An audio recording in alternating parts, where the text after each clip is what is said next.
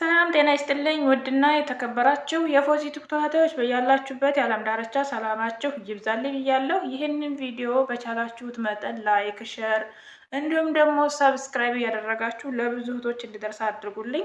ብዙዎቻችሁ እጃችን አረብ ቤት ከመጣን ወዲህ ተበላሸብን፣ ተቆራረጠብን፣ ምንድነው ችግሩ እያላችሁ በጣም እጃችሁ ከጥቅም ውጭ ሆኖ ሚዲያ ላይ የምትወጡ እህቶች አላችሁ፣ እግራችሁም ጭምር ፊታችሁ ጭምር ማለት ነው።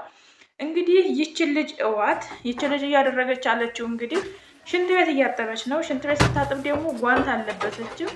በዛ ላይ ሽንት ቤት ለማጠብ የጨመረችው ሳሙና ምናምን አለ። ለምሳሌ ፌሪ፣ ጀፍ፣ ክሎሪክስ እንደዚህ ሳሙና ነገሮች በአንድ ሲቀላቀሉ እጃችሁን በጣም ነው የሚቆራርጡት ማለት ነው። እንኳን አይደለም በየቀኑ አድርጋችሁት በአንድ ቀን እንኳን በጣም ነው የሚቆርጠው። ስለዚህ በመጀመሪያ ሽንት ቤት ውስጥ እጃችሁን ከታችሁ አትጠቡ። ለምሳሌ አሁን ይቺ ልጅ ጓንት አላደረገችም። ሽንት ቤት የሚጠቀሙበት ውስጥ ገብታ ነው እያጠበች ያለችው ማለት ነው። በጣም ነው እኔ የከፈፈኝ ማለት ነው። ምክንያቱም እኔም አረብ ቤት ነው የምሰራው። አረብ ቤት ሁላችንም አረብ ቤት ነው የምንሰራው። 8 ዓመት እኔ አረብ ቤት ሰርቻለሁኝ። እኔ እንደዚህ አድርጌ አጥቤም አላውቅም። እጅም ተበላሽቶብኝ አያውቅም ማለት ነው።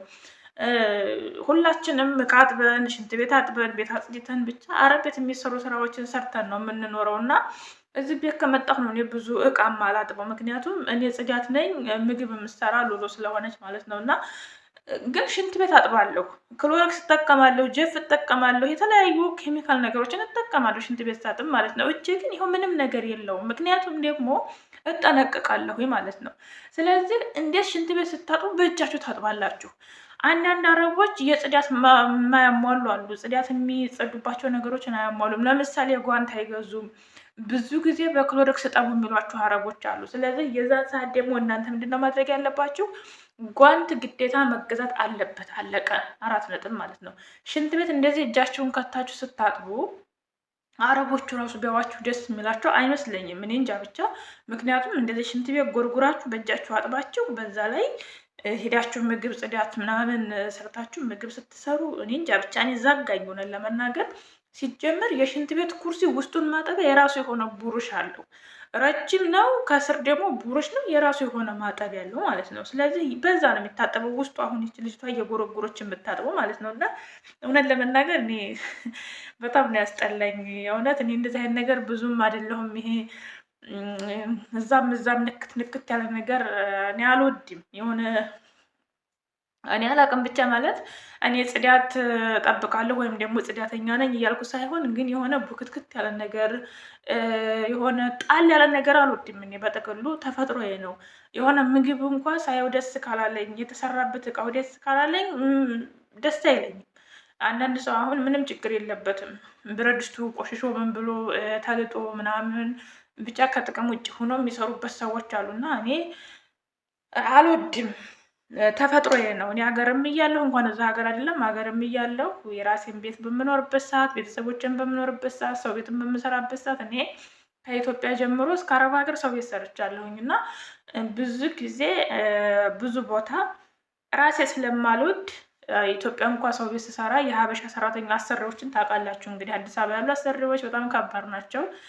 የአረብ ሰራተኛ አሰሪ ይበልጣል። በነገራችን ላይ በጸባይም በምንም የአረብ አሰሪ እኔ ይበልጥብኛል የሀበሻ አሰሪ ጋር ከመስራት እና እኔ የሀበሻ አሰሪዎች ከተሰራ ብዙ መከራ ብዙ ስቃይ አይቻለሁኝ እና በጽዳት ግን ማንም አሰሪ ጋር ተጣልቼ አላውቅም። ምክንያቱም እኔ ራሴ ስለማልፈልገው የማልፈልገውን ነገር ለሰዎችም ስለማላደርግ ጽዳት ላይ በጣም እጠነቀቃለሁ። በተለይ ይሄ እንዳልኳችሁ ሽንት ቤት ምናምን ሳጥን ምግብ ስሰራ ለምሳሌ ብዙ ሰው አሁን ምግብ እየሰራ የሆነ የእቃ ማጠቢያው እንትን ላይ አጠገብ ያለው ሰራሚክ ላይ እንደ ሰራሚክ ያለው እንደ ጣውላ አይነቱ ላይ እዛ ላይ አሁን ዝም ብለው ሊጥ ምናምን እንትን የሚሉ ሰዎች አሉ። እኔ ብዙም ደስ አይለኝም፣ ቢታጠብም ምን ቢልም ደስ አይለኝም። እና ግን በተለይ ደግሞ ሽንት ቤት እንደዚህ በእጃችሁ ጎርጎራችሁ አጥባችሁ አስባችሁታል? በእጇ ጎርጎራ አጥባ ከዛ ሄዳ ምግብ በዛ እጇ ስትበላ ኒንጃ ብቻ አስቡት። በጭንቅላታችሁም ሳሉት እና ሽንት ቤት ስታጥቡ ጥንቃቄ አድርጉ።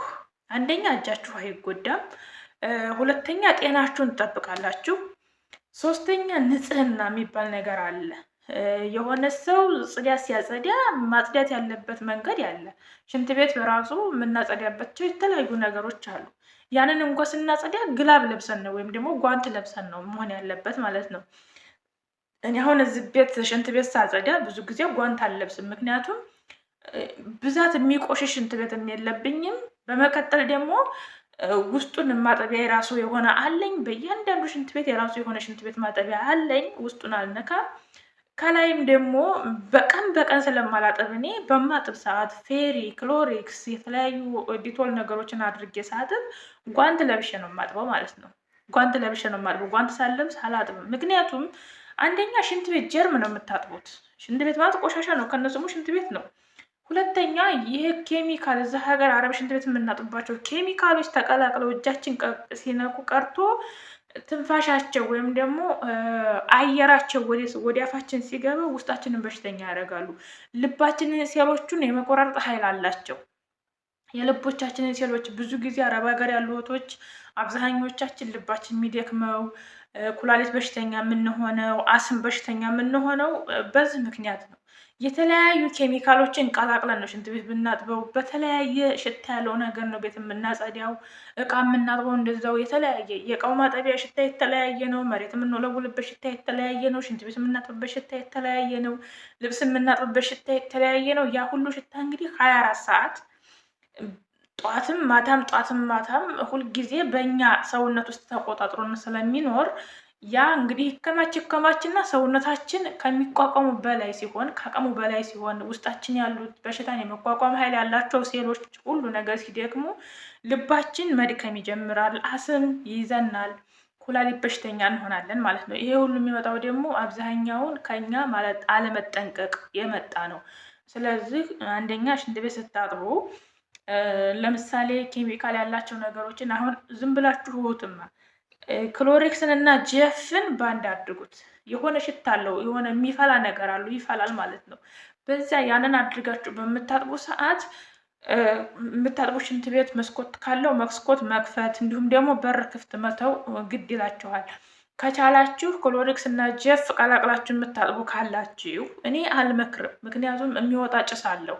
በጣም ይቃጠላል። የተቃጠለ ጭስ ይወጣል። ያ የሚቃጠል ጭስ ደግሞ ቶሎ ባፋችሁ ከገባ በአይናችሁ ከገባ አይናችሁን በሽተኛ ያደርጋችኋል ማለት ነው። ስለዚህ እኔ የምመክራችሁ ቀላቅላችሁ ባታጥቡ።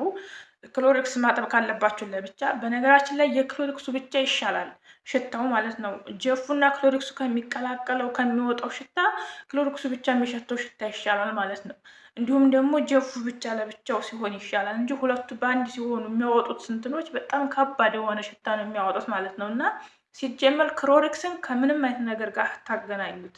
ክሎሪክስን ከምንም አይነት ነገር ጋር ካገናኛችሁት እጅግ በጣም ከባድ የሆነ ጋዝ ነው የሚወጣው ማለት ነው። እና ጥንቃቄ አድርጉ።